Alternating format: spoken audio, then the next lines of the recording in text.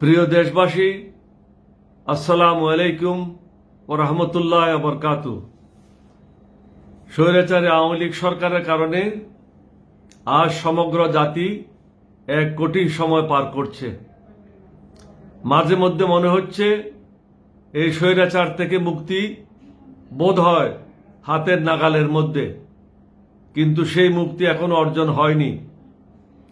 প্রিয় আন্দোলনরত জাতীয় বীর ভাই বোন ও ছাত্রছাত্রীবৃন্দ, আপনারা বেঈমান, মুনাফেক, দুর্নীতিবাজ, টাকা পাচারকারী, আমাদের ছেলে মেয়েদের হত্যাকারী, গণতন্ত্রের হত্যাকারীর কথায় বিভ্রান্ত হবেন না।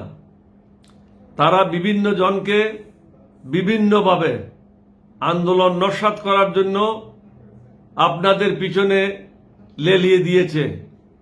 মনে রাখবেন,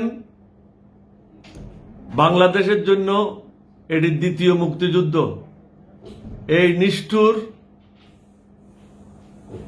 ও অমানবিক স্বৈরাচারী আওয়ামী লীগ সরকারকে এক মুহূর্তের জন্য বিশ্বাস করবেন না।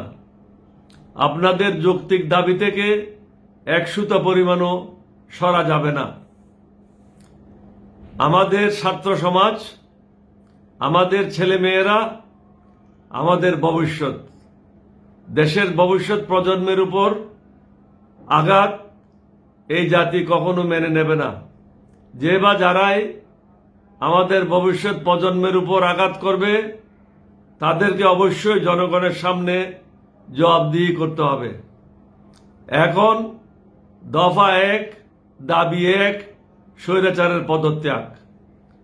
সকল বাধা বিপত্তি উপেক্ষা করে সুশৃঙ্খলভাবে আন্দোলন চালিয়ে যান।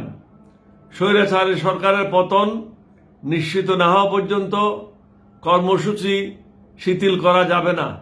নতুন জাতীয় বা অন্তর্বর্তীকালীন সরকার গঠন না হওয়া পর্যন্ত আন্দোলন অব্যাহত থাকবে। জাতীয় ঐক্য ধরে রাখুন, সাবধানতা ও সুকৌশল অবলম্বন করুন। মিথ্যাবাদী ও গুজব রটনাকারীদের কথায় বিভ্রান্ত হবেন না। অপরাধীদের পালানোর পথ বন্ধ করুন। আমাদের পূর্ণ সমর্থন আপনাদের সাথে আছে, তবে সশরীরে অংশগ্রহণ করে আপনাদের এই বিশাল আত্মত্যাগ ও অর্জনকে বিতর্কিত করতে চাই না। এই সফলতা আপনাদের ও আপনাদের পরিবারের এবং সাধারণ মানুষের। আল্লাহ আপনাদের সাহায্য করুন, সহায় হন।